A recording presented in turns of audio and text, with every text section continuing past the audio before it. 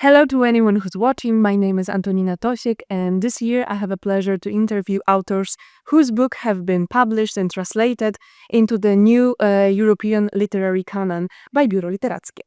We're going to talk about the books themselves and a little bit about the craft of working within and in the language, as well as creating literary words in the intersection of identities and languages. Our guest today is Lisa Kränzler, the author of the book Ponie w czasie, which was translated from German by Dorota Stroińska. Hello, Lisa. Hi, thanks for having me. If you don't mind, I would like to start with some kind of lightning round of questions, kind of like the Proust questionnaire, something like that. Are you in? I have to. Don't. I'm here. Be honest, you kind of do. Yeah. Can I escape? No, I can't. Okay, let's go. We're gonna hold you. I'm so sorry. Not like captive, but you know. So the first one, to write means to. What does the literary practice mean to you? Everything. Everything. The process is everything. Like actually, the so-called product doesn't mean much to me.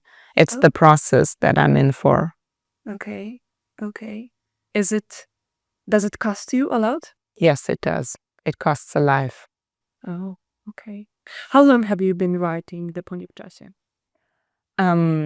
This was actually my second novel and a quick one. The first novels I wrote, I was still, at that time, I was still young and fast.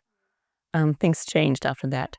So for Nachhinein, it's called Nachhinein. I'm not going to try to say expert. Okay, in Nachhinein, it only took me 6 months to write. It was really fast. Okay.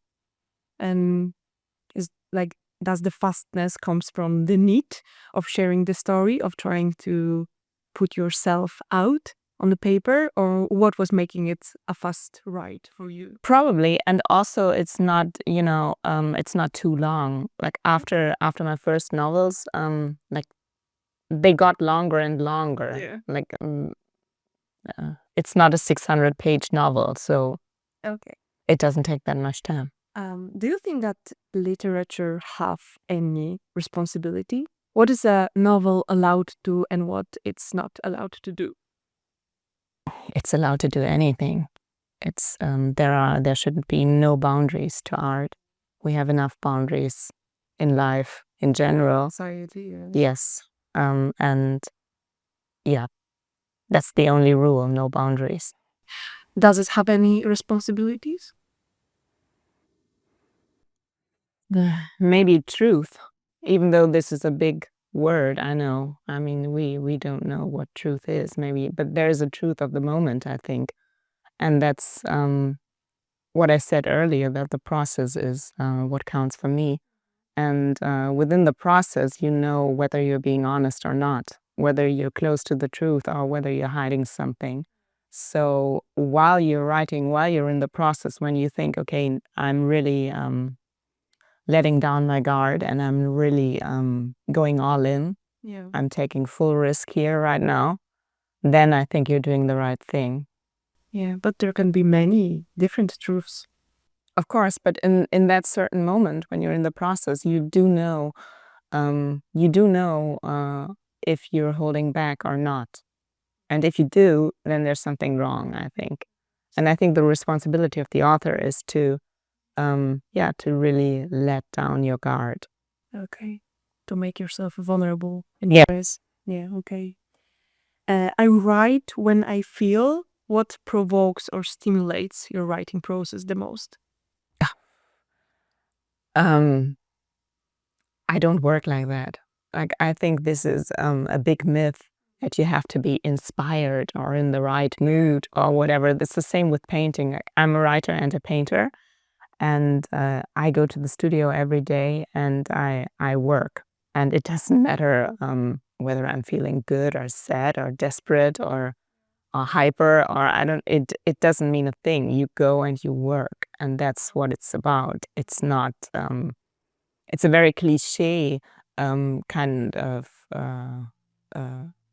it's a cliche to think that artists go into their studio when they're inspired, and then things just flow, and it's just, good times, and it's just not how it works. So I go and I go into my studio and I work, and it doesn't matter. Feelings don't matter. Yeah, okay. I identify with it a lot, but it's so interesting that you are the only one of our authors who said that.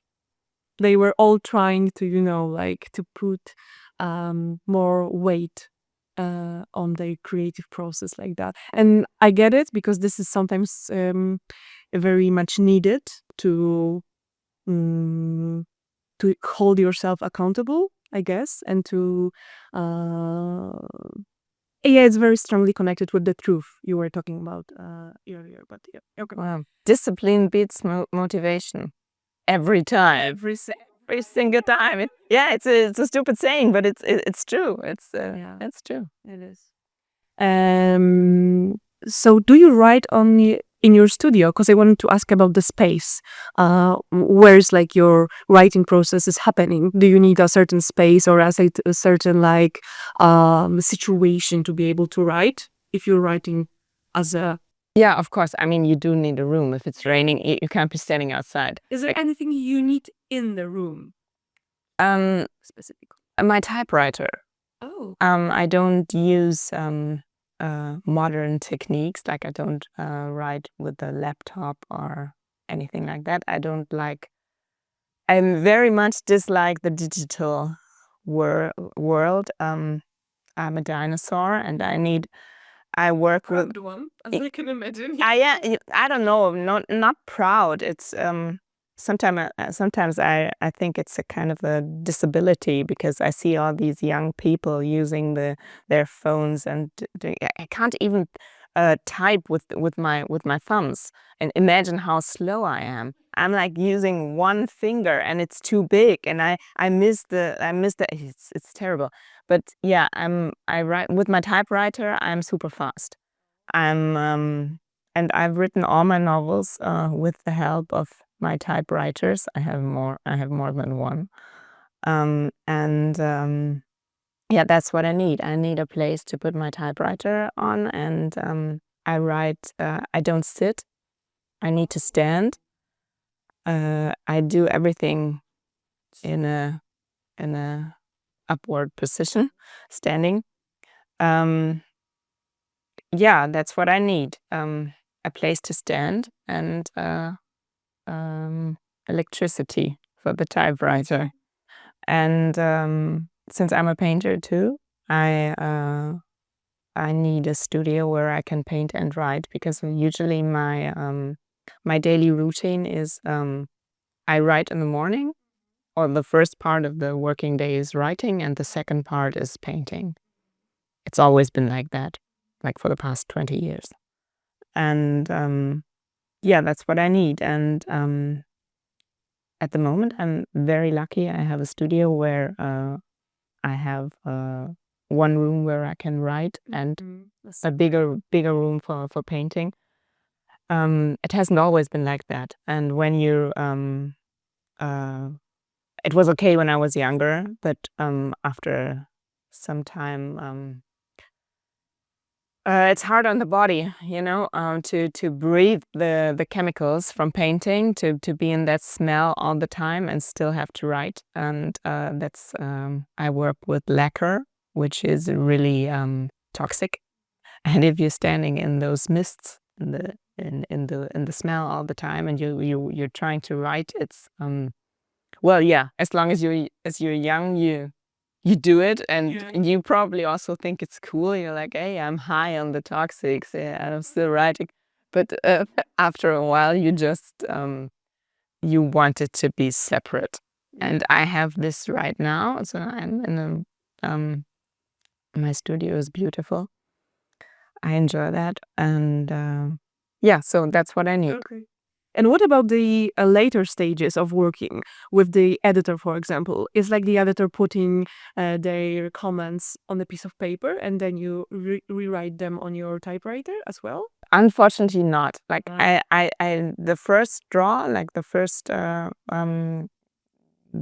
draw is in typewriter, and then I have to be my own secretary. Yeah. Like, I have to digitalize it then and write it again on the computer, so that we can go back and forth with the changes by email.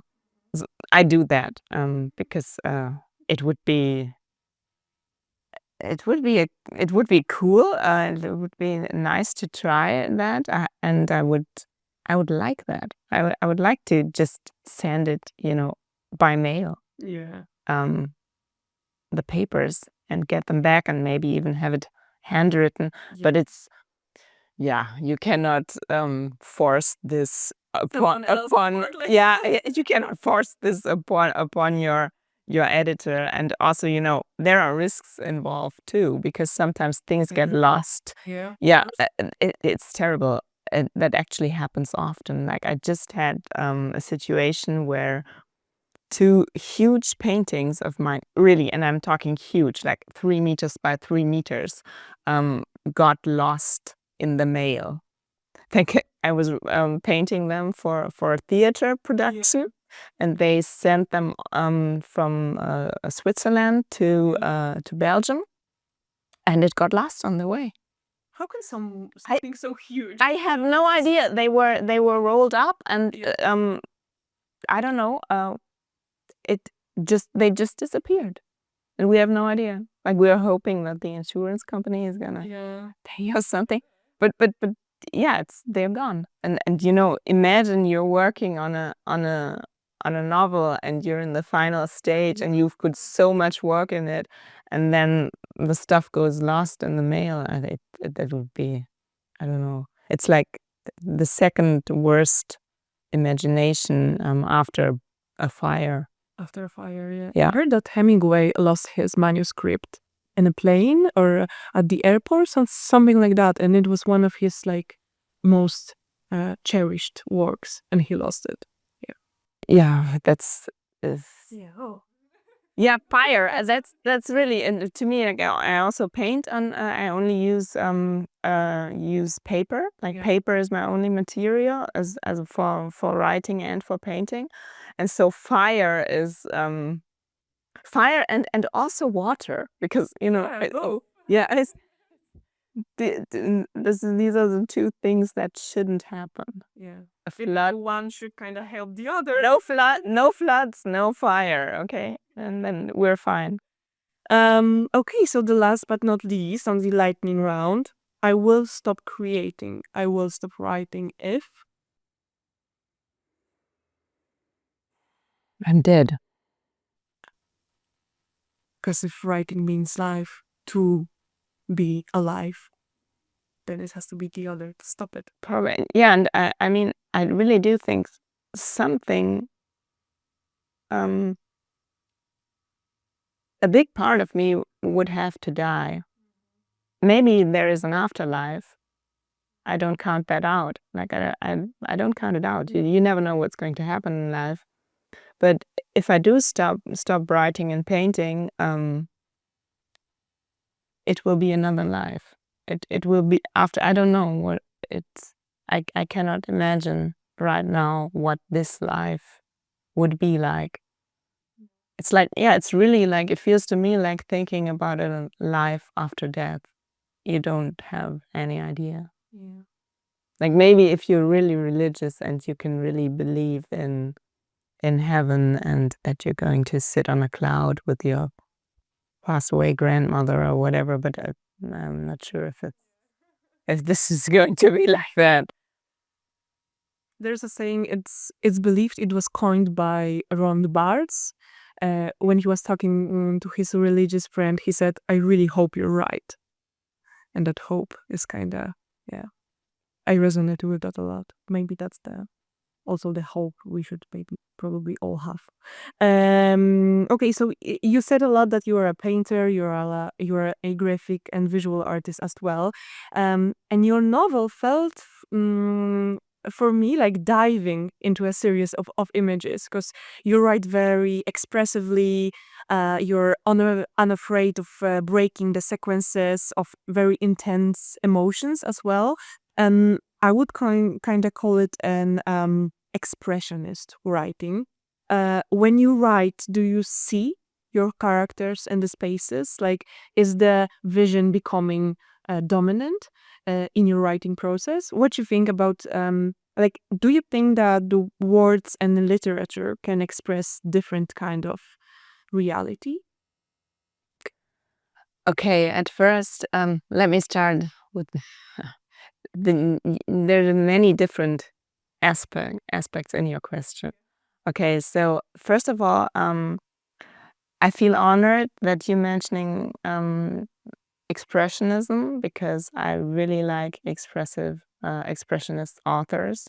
Not so much the painters. I'm not an expressionist painter, but the authors, like 20s, 30s, Yeah.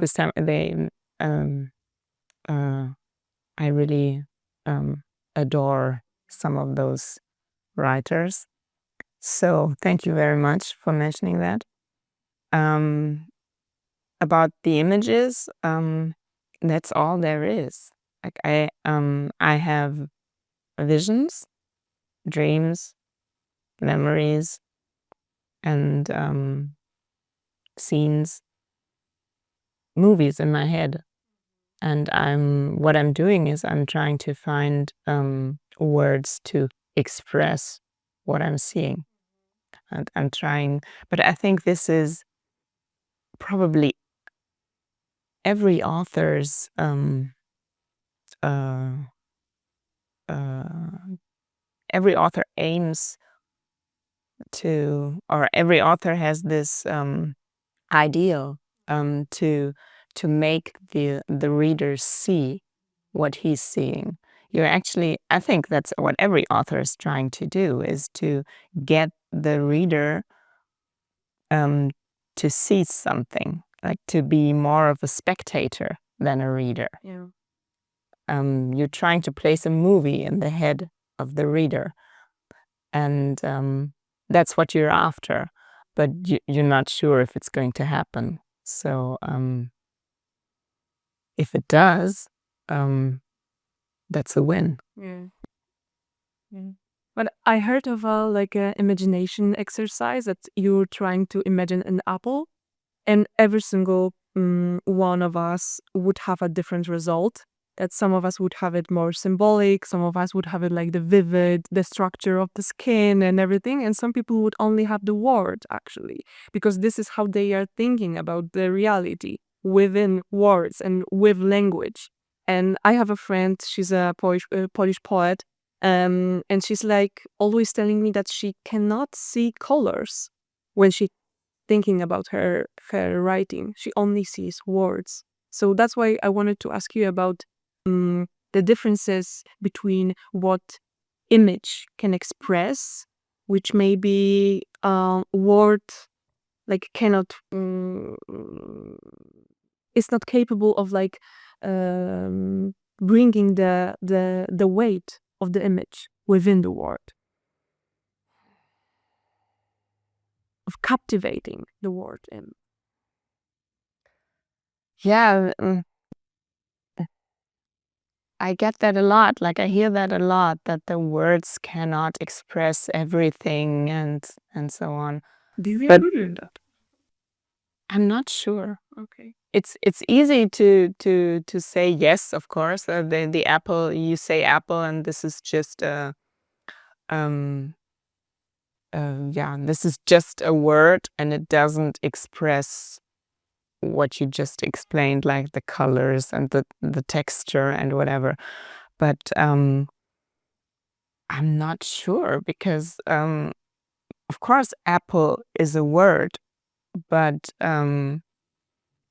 the image that is going to pop up in somebody's head can be extremely precise and can maybe be the uber over super apple, like maybe even a greater apple than itself. than the apple itself. Yeah, because people always they stress the experience of looking at the thing in this moment, like hold the apple in your hand and it's completely different. Most of the time you don't think anything and you don't take close attention to the apple you're holding. You just eat it, Yeah. or you throw it away, or you whatever you do with it.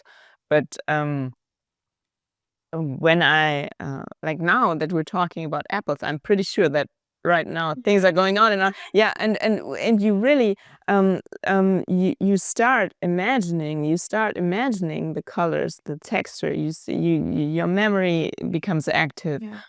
And I think the word apple can make you can make you can motivate you to dive into a scene of into a series of imaginations that can be more intensive than the life experience. So I'm not sure if it's true. Like, yeah, of course, sometimes we just read it and it's just it's just a symbol. It's just a symbol, and we just continue, and we just. But it depends. It depends on the situation. It depends on the reader. It depends on how much you're willing to concentrate. Yeah, of course. So yeah, I'm not sure if it's true. So the essence is more within you than within the apple, actually. It, of course. I mean, that's also a philosophical problem, or a problem of existence. Is that I mean, still, like when I hold an apple in my hand, the light needs time to get into into my eyes, and what we see when we think we see the present moment is always the past. And we're always behind, like we never see what's actually there. And there are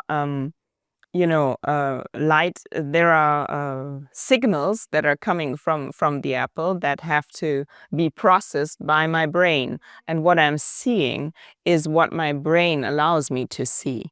Is it's If something is damaged in my brain, then the apple is probably not going to be green anymore. Yeah, it's always, it is imagined anyways. Like, this is it's not true that I see the real apple. I never see the real apple. I see the apple in the way that I can see it as a human, with my restrictions, with my limitations, with my cultural background, with everything, Adam and Eve and whatever stuff we have. So it's yeah, it's naive to think that we see the real thing. It's not the real thing. So yeah. Yeah, that was a painter speaking out of you, actually. Yeah, Was it? Sure. that was very interesting. Okay, so let's move on to the novel. Your novel is a story about friendship and coming of age, and above all, about the violence the protagonists experience, kind of a Bildungsroman in the condition of late capitalism. They are teenagers. They are growing up in a very different social economic conditions, and they use social status radically is radically different and strongly determine the opportunities, and on the other hand the dangers they are facing. Um, when writing, did you imagine a potential reader is like maybe would she be one of your protagonists? Are you writing for your heroines, kinda? No. No. Easy answer. No, I didn't. I did not imagine a reader, and no, I did not write it for my heroines. No. Mm-hmm.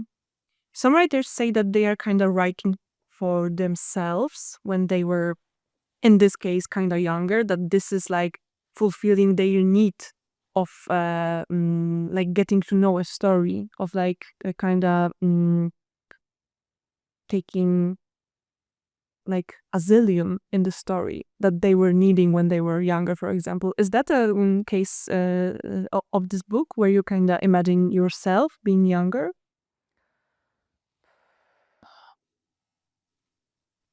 I don't think that it's certainly not an asylum, this book. Oh yeah. So it's more like a torture, like um, um, uh, I'm a little lost. I'm not sure. Um, I just the title says it, you know. I went back in time. That's what I did, and that's what I wanted to do. I wanted to go back and see what happened, because I hadn't thought about that time.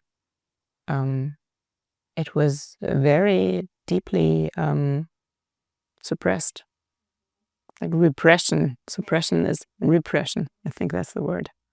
Is powerful, and well, to be completely honest with you, the reason I wrote this book, like the first impulse, was my psychoanalyst. Oh. Like I was going through psychoanalysis during that time. Like it was, I think it was the end of my 20s. Yeah. Sometime. And I had gone to this analyst for 3 years or something, and we never talked about my childhood. We just we talked about my youth and the recent past, and I never told him anything about my childhood, or just very few things. And I don't even know why. It didn't seem important to me. And then during one of our last sessions, I mentioned some of the things, just very roughly, that are now in this book. And I just mentioned it, just like in a half sentence, And he gave me that look, like, I just, they're not supposed to talk, psychoanalysts, but I saw his face, and his face was like, why didn't you tell me this earlier? And I thought, I remember I went home after that, and I thought about his face, about the look on his face, and I thought, well, he's right. Maybe he didn't say anything, but I saw it. I saw his reaction. I thought, yeah, well, maybe it would be worth traveling back in time and exploring that phase and confront myself with what I have seen and what I have experienced. And that's what I did. And I didn't go back. It was one of our last sessions. After that, I went to South America for a few months, and I didn't continue with the therapy because actually it didn't help. I'm so sick in the head. It was nice going there. I remember, probably I'm remembering it because we're on this couch now. He was a cool guy, and we mostly talked about art and writing, and it didn't help. Maybe it helps others, but it didn't help me. But yeah, I liked going there. It was more like talking to a paid friend.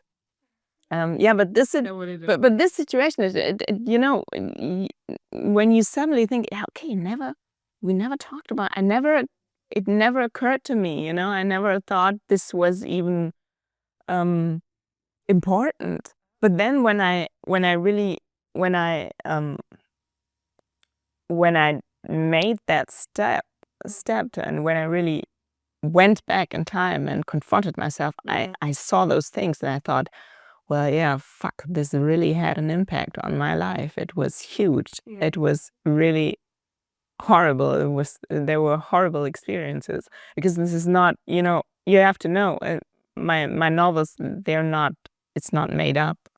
Like, what I'm writing comes from my experiences. It's not fiction. I keep telling people, and I do not write fiction. And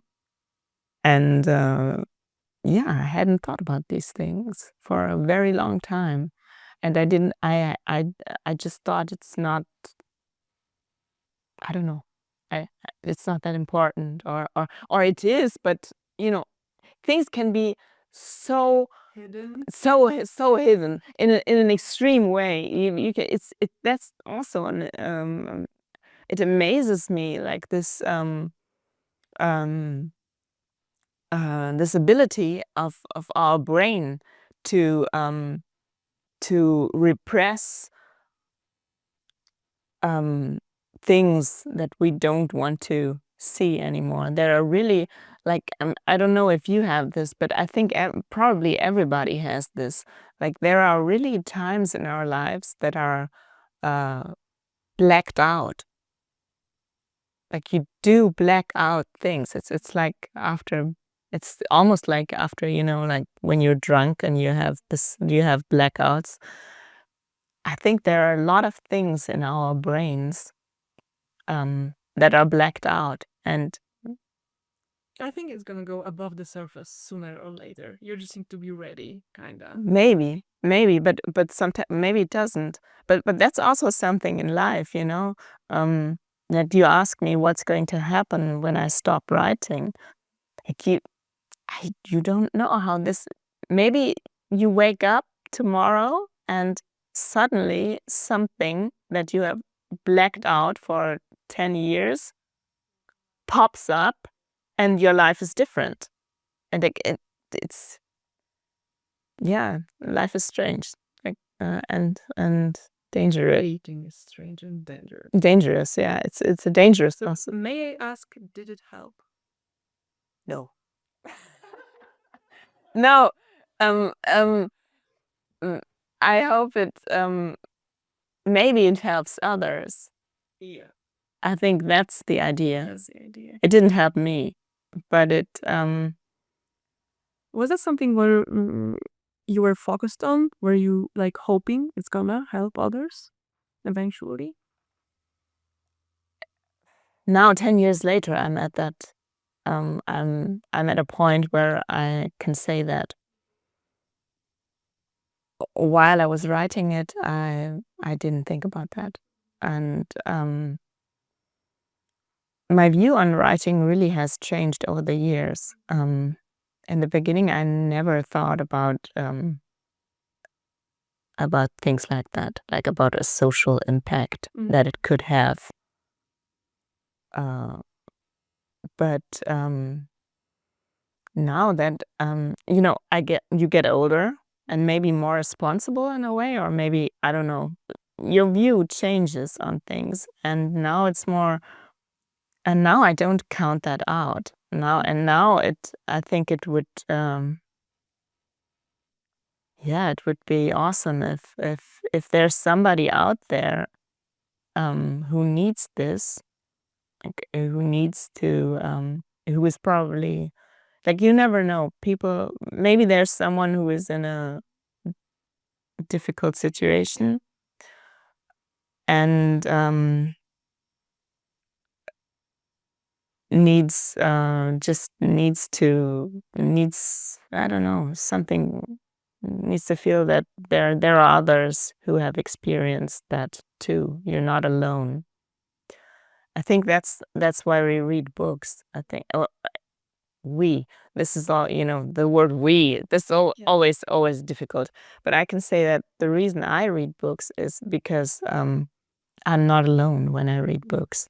Like, they are cold friends. Like, you read them and there's somebody there, and there's a connection, a deep connection. I feel deeply connected to the authors that I like, that are my house gods. I really feel a deep connection. I can say that there are authors that have saved me, that have rescued me in situations where I was so desperate and in such a horrible place, and I somehow managed to open up a book, and it took off the weight for a second. And it doesn't need to be more. Like, don't expect too much. It's just, sometimes you just need this 1 second or this 1 minute where you are not where you're not alone, or when you're just not in the situation you are, but you are with someone else. You get a picture, you're in a different situation, you dive into the book, and maybe it's really just for 1 minute, but this 1 minute can be can make all the difference, because it makes you realize, okay, it's possible to feel different. There are other things. Like, there's not just my situation, but this 1 minute is just, it's a proof. It's a proof that your feelings can change. It's just Possible that it is possible. You have other stuff. There's not just hurt and pain. You're not just damaged. There's not just desperation and pain and suicidal thoughts. And you can have other thoughts. You can have and that's what books are for. I think they can really be lifesavers. yeah. And if the imagination, like that, one of my books could do this, could be a lifesaver to someone. Well, of course, that's the most beautiful thing. I mean, there's nothing. What else is there to achieve? I don't know. There's nothing bigger than that, is it? I don't know. I don't. I mean, it's certainly not about the money, and I'm certainly not in it for the money or for the fame or um for any of that. Like, I hate my picture being taken. I know that our talk is going to be on the internet, and I'll be like, oh my God. Look at my face. Look at how stupid I Never watch it, yeah, it's horrible. Like, I'm certainly not in it for that. But if you, yeah, maybe it does. Maybe it can be a lifesaver for someone at some point. And all about the moment. yeah, Okay. I wanted to ask you if not only this novel, but your different work, do you think about this more of like a warning, or like the condemnation, or maybe literature and your visual work meant to foster a sense of community and understanding? Do you want to accuse or hug, actually? Because it's all about the oppression and the violence. And is it more to accuse the perpetrators of the oppression, or is it more to provide a solace of those who experience the oppression? well, do you think I'm accusing? I don't think I'm accusing anyone. The system in general, the conditions that are so unfair. Yeah, but you are right. But I'm not. I wouldn't know who to accuse, who to blame. Because yeah, of course, we are all in the grip of social forces. But who am I to point my finger to and to judge? I'm certainly not judging anyone. It is. You talked about this, the different social backgrounds. Yeah, one of the girls is middle class or upper middle class, and the other one is lower class or underclass, how we say in Germany. And but that doesn't mean a thing. You can become a victim to sexual and other abuse in any class. Like, I mean, it's naive. It's very naive to think that sexual abuse doesn't happen in the upper class or in the middle class, maybe even more, because we all know that the number of unreported cases is enormous, and maybe I think in the upper class or in the middle class, it's an assumption of mine. But I think it's maybe even I imagine that people hold back, more, and they don't go to the police because they know what is going to happen and what the effects can be. And the more you know, the more educated you are, the more you know what, okay, if I do go to the police, if I do go through this process, like what is this, you have the foresight, you can imagine what is going to happen and what you're going to have to go through. And it's just about the re-victimization and Yeah. yeah. Imagine your dad is a super famous singer. And has all of the resources. Exactly, and you've been abused by him, and then what are you going to do? Are you going to go to the police? Are you going to, it's going to cause a huge media drama, huge attention.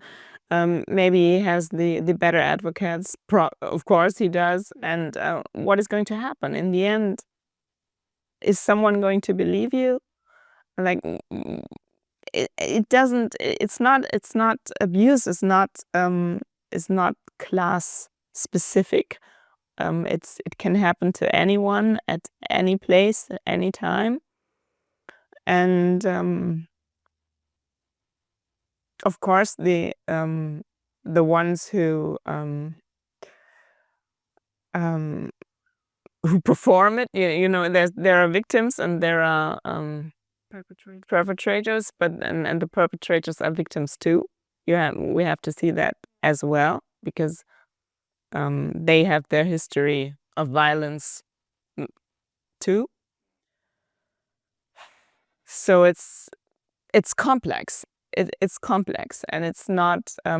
I don't think that in this book I hope I'm not judging, because that's really not what I'm after.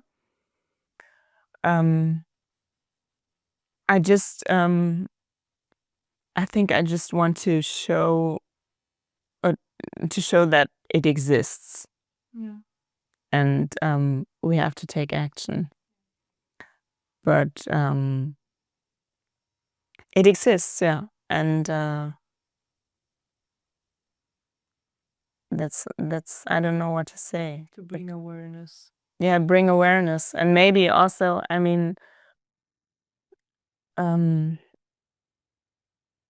I think when you're in the position of the victim, it's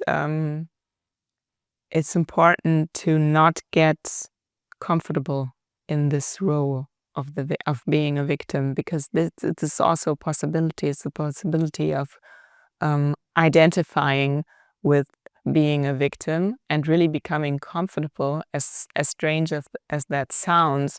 But then you're like, okay, I'm the victim. I can't do anything. This is how it is. And Keeping yourself out of the power. Exactly. And I think it's extremely important to strip off the victim clothing, because yes, this happened to you, or this is happening to you maybe right now, but things can change, and